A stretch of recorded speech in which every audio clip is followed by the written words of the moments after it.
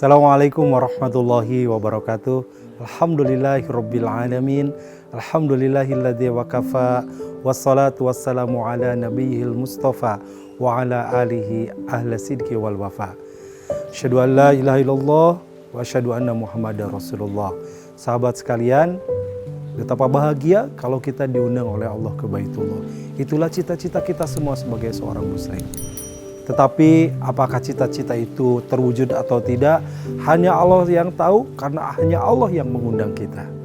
Namun marilah kita memantaskan diri menjadi hambanya yang diundang untuk datang ke rumahnya. Kalau saya boleh kategorikan, berangkat haji itu ada 3. 1, karena nasib. 2, karena nasab. 3, karena nisab. Bagaimana karena nasib? Ada orang yang berangkat karena memang benar-benar undangan Allah, walaupun dia tidak punya uang, tidak punya harta, nasibnya berangkat, ya berangkat saja. Siapa di antaranya? Para ustadz, ya dia bisa berangkat, mungkin tidak punya harta yang banyak, tidak punya uang untuk ONH, apalagi ONH yang haji khusus, tapi Allah menggerakkan, Allah menugaskan, Allah nitipkan ilmu, dia bisa berangkat. Ada juga yang berangkat karena memang dia petugas, ya, bisa berangkat. Nasiblah itu yang menentukan, ya. Bahkan ada satu ketika seorang pembantu, dia hanya jadi pembantu rumah tangga, tapi yang berangkatnya ini adalah majikan, dan majikannya tidak bisa berangkat sendiri kecuali ada yang mengawal, ada yang membantu dia. Maka nasibnya bagus, pembantu pun ikut berangkat menemani majikannya yang berangkat. Ini yang pertama. Yang kedua, ada nasab. Nasab itu apa? Keturunan, ya.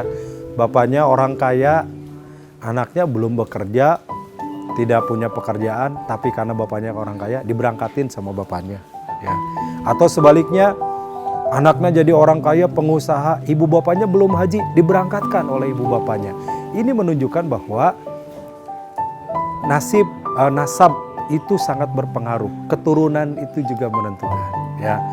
Nah, yang ketiga adalah nisab. Bagaimana nisab? Ukuran seorang yang sudah mampu, karena memang haji ada syarat. Man istata'a ilaihi sabila, bagi yang mampu di jalannya. Mampu itu memenuhi 3 hal. 1, mampu secara fisik, dia harus sehat, tubuhnya kuat, bisa melaksanakan aktivitas. Karena berhaji ini aktivitasnya cukup berat. Tawaf, sa'i, lontar jumroh, semuanya membutuhkan aktivitas fisik. Yang kedua, mampu secara ilmu, maka harus belajar, ikut manasik, ikut bimbingan, yang dengan itu membuat kita faham. Dan yang ketiga adalah mampu secara finansial, karena harus berangkat memakai ongkos. Nah, untuk yang kedua dan ketiga ini sangat penting sekali buat kita. Kalau fisik insya Allah semuanya bisa, ya. Bahkan sekarang mungkin sangat tidak bisa berjalan pun bisa pakai sepatu, pakai kursi roda, pakai alat yang bisa membantu dia berjalan. Sekarang ada roda mesin juga, bisa membantu dan memudahkan. Tapi ilmu harus dipelajari. Bagaimana cara manasik yang benar, bagaimana cara haji yang benar, bagaimana cara haji yang dicontohkan oleh Rasulullah, kita perlu belajar. Salah satu yang bisa mengundang Allah, mengundang kita, mengundang pertolongan Allah kita dihadirkan di Baitullah adalah kita pahami ilmunya. Jadi jangan dulu berpikir, saya kapan berangkat haji, kalaupun daftar sekarang berangkatnya 7 tahun ke depan, 8 tahun ke depan. Tapi belajar tuh harusnya dari sekarang. Saya teringat ada teman, setiap manasik dia ikutan. Setiap manasik dia ikut khidmat. Saya tanya, Kang, kenapa pakai ikutan segala? Kan belum juga daftar, kan berangkat juga enggak. Saya ikutan, ilmunya saya membutuhkan.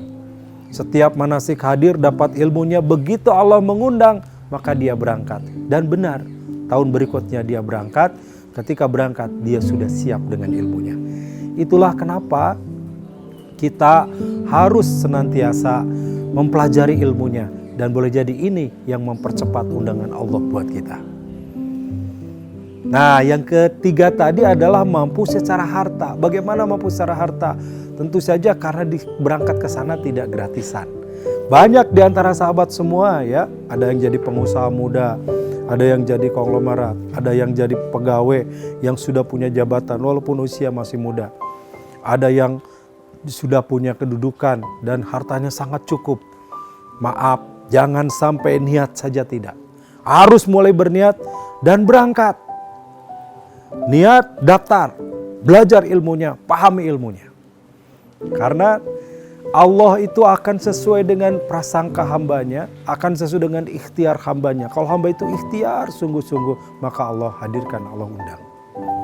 Jangan sampai kita mengatakan, nanti saja kalau sudah tua, nanti saja kalau sudah santai, ini sedang sibuk, nanti sudah longgar waktunya. Kalau bicara demikian, kita tidak akan pernah bertemu dengan waktu yang longgar. Kalau kita bicara nanti sudah beres pekerjaan, pekerjaan akan terus datang dan tidak akan pernah selesai. Jadi tinggalkan segala urusan kita, tinggalkan pekerjaan kita, tinggalkan kesibukan kita. Konsentrasi untuk Allah, itu menjadi penting. Kalau Allah sudah nitipkan harta, Allah sudah nitipkan kemampuan buat kita, fisik kita sehat, segera mendaftar, ikhtiar, dan belajar dari sekarang ilmu tentang manasik. Sehingga kita memiliki semangat dan motivasi. Setiap hari ada keinginan, sebagaimana keinginan yang ditanamkan oleh Allah kepada hati orang beriman. Faj'al af'idata minan nasi tahwi ilaihim. Hati manusia yang beriman itu condong memiliki kecenderungan untuk hadir ke Baitullah. Mudah-mudahan kita semua diundang oleh Allah, bisa bersujud di Baitullah, bisa wukuf di Arafah, melontar jumroh di Mina, dan semua aktivitas haji. Ingat, haji hanya sekali dalam seumur hidup kewajibannya. Maka penting sekali agar kita memahami ilmunya, agar kita melakukannya dengan benar, agar kita melakukannya dengan penuh keikhlasan, sehingga ibadah-ibadah kita diterima oleh Allah, termasuk haji yang sekali dalam hidup kita kewajibannya. Semoga bermanfaat. Assalamualaikum warahmatullahi wabarakatuh.